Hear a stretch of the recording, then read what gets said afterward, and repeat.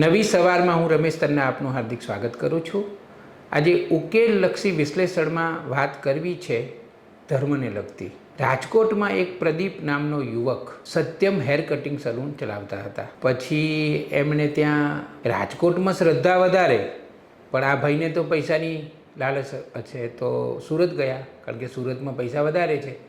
અને સુરતમાં જઈને તો એમણે ધીરે ધીરે પોતાનો કારોબાર એટલો બધો વધાર્યો, આશ્રમ કરી દીધો, મેડિકલ પ્રેક્ટિસ કરવા લાગ્યા અને પોતાને યોગ ગુરુ કહેવા માંડ્યા। પરમ પૂજ્ય યોગ ગુરુ પ્રદીપજી। અમદાવાદ ક્રાઇમ બ્રાન્ચે એમને અને એમના સાગરીતોને હમણાં પકડ્યા છે। તો એ પકડવાનું કારણ એ છે કે એ ભાઈ અને એમની આખી ટોળકી ચીનથી ચોક્કસ પ્રકારનો કાગળ અને મટીરિયલ મંગાવતા હતા અને ચલણી નોટો છાપતા હતા। અને એવું કહેવાય છે કે અત્યાર સુધી ઘણા બધા કરોડો રૂપિયા એમણે બજારમાં ઘુસાડી પણ દીધા છે, એઆઈનો ઉપયોગ કરેલો ચલણી નોટો છાપવામાં। હમણાં મેં એમનો વિડીયો જોયો, હોળીનું પ્રગટીકરણ કરી રહ્યા છે આ પ્રદીપભાઈ, અને સફેદ કલરના કપડાં પહેરે છે અને મંગળસૂત્ર પહેરે છે। આપણા ત્યાં કેવી નાટકબાજી ચાલે છે ધર્મના નામે, બાપરે બાપ, કેવું ચાલે છે બધું।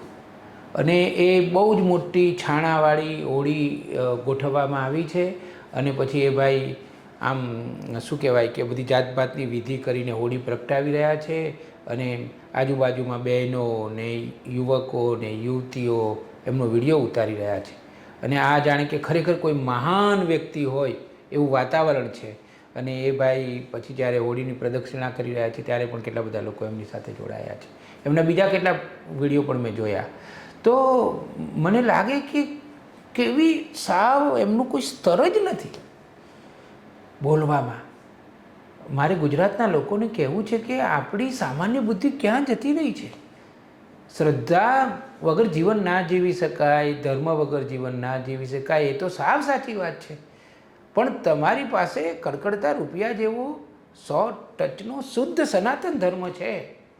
મહેરબાની કરીને એ સનાતન ધર્મને વળગી રહો। આ શું આવા પાખંડીઓ અને ઠગ ભગતોને આપણે મોટા કરીએ છીએ। તમે કલ્પના કરો કે એ 12મું પાસ માણસ જે હેર કટિંગ સલૂન ચલાવતો હતો અને આવા બધા પાખંડ કરી રહ્યો છે, એ માણસ એના આશ્રમમાં ઓપરેશન થિયેટર ને એ મેડિકલ સારવાર કરતો હતો। એક વિડીયો છે એમાં કોઈ બહેન સૂતા છે અને એનું પેટ ખુલ્લું છે અને એના પેટમાં પાણી ભરાઈ ગયું છે અને આ ભઈલો પાણી બહાર કાઢતો હતો। શું ચાલી રહ્યું છે આ બધું? ધર્મ એ સાચો ધર્મ જ હોય, સમજણ સાચી સમજણ જ હોય। આમાં આપણે સરકારને જ દોષી કરવાના છીએ। ઘણા લોકો સરકારનો વાંક કાઢી રહ્યા છે કે ભાઈ આ ભારતીય જનતા પક્ષ છે ને એ જ્યારથી સત્તા પર આવ્યું છે ત્યારથી આવું વધી રહ્યું છે। એવું કશું નથી, એવું કશું જ નથી। મૂળ આ વિષય છે ને, કેટલાક વિષયો છે ને એ પ્રજાના જ હોય છે। શ્રદ્ધા એ પ્રજાનો વિષય છે। ધર્મમાં કેટલી શ્રદ્ધા રાખવી અને કયા સ્તરે અટકી જવું એ પ્રજાનો વિષય છે। અને આ બધું તો 100 વર્ષ, 200 વર્ષ, 300 વર્ષ, 400 વર્ષથી ચાલ્યું આવે છે। વૈષ્ણવ સમાજમાં જ્યારે બધો સડો થયો ત્યારે કરશનદાસ મૂળજી નામનો પરાક્રમી અને બહાદુર પત્રકાર બહાર નહોતો આવ્યો। નર્મદે પણ કેટલા માથા ફોડ્યા છે। ગાંધીજીએ, સ્વામી વિવેકાનંદે, રામકૃષ્ણ પરમહંસે, જ્યોતિબા ફૂલે, ડૉક્ટર બાબા સાહેબ આંબેડકરે, કેટલા નામો આપણે આપીએ। એટલે સવાલ એ છે કે લોક જાગૃતિ કરવાની જરૂર છે। પત્રકાર તરીકે હું જુદી જુદી જગ્યાએ જઉં છું ત્યારે મને એવા અનુભવો થાય છે કે મને થાય છે કે એક બાજુ વિશ્વ આધુનિક ટેકનોલોજીમાં આગળ આગળ આગળ વધી રહ્યું છે। સુનિતા વિલિયમના ગામમાં હું ગયેલો અને શાળામાં મારે જવાનું હતું, એટલે મૂળ ગામ કહેવાય ને એ કડીની બાજુમાં આવેલું છે, ત્યાં હું ગયેલો।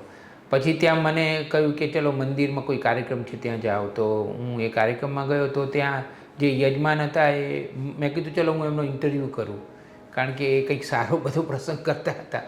ત્યાં હું ગયો ને મારો તો ભૂક્કો જ ફૂટી ગયો। એ ભાઈ તો ભુવાજી નીકળ્યા। સુનિતા વિલિયમનું આ મૂળ ગામમાં હું વિજ્ઞાનનું રિપોર્ટિંગ કરવા ગયો હતો અને ભુવાજીની બાજુમાં પછી બેસવું પડ્યું મારે અને થોડી વાતો કરી મેં। એ વખતે મેં કેટલાક ગ્રામજનો જોડે વાત કરીને ત્યારે હું એટલો બધો ડઘાઈ ગયો અને એવું લાગ્યું કે 2026 ચાલે છે, હજી પણ હું ગુજરાતના ગામડાઓમાં જાઉં છું ને અને ઓછું ભણેલા લોકોને જ્યારે મળું છું અને એમની સાથે વાતો કરું છું ત્યારે મને ખરેખર થાય છે કે લોક જાગૃતિનું ખૂબ કામ કરવાની જરૂર છે. અને આપણે છે ને એ કોઈ કામ કરનારી એજન્સી રહી જ નથી, કોઈ એ દિશામાં કામ જ કરતું નથી. સરકારનું આ કામ નથી. ઘણા લોકો એવું કહે છે કે સરકારને કારણે આ બધા પ્રશ્નો થાય છે. એ વાત સાચી કે સરકારના જુદા જુદા વિભાગો, પણ કોઈકે એવું કહ્યું કે રાજકારણીઓ સાથે પણ આ જે ભૈલો છે પ્રદીપભાઈ, એના ફોટા છપાયા છે. હર્ષ સંઘવી સાથે પણ ફોટા છે પણ એને પકડ્યો તો હર્ષ સંઘવીના વિભાગ જ ને. હર્ષ સંઘવી અત્યારે ગૃહમંત્રી પણ છે, તો એમણે એમના ક્રાઇમ વિભાગ એમના અંડર નીચે જ આવે છે, તો એમણે જ પકડ્યો. એટલે આપણે છે ને ઠીકરું ફોડી દઈએ છીએ સરકારની ઉપર હંમેશા.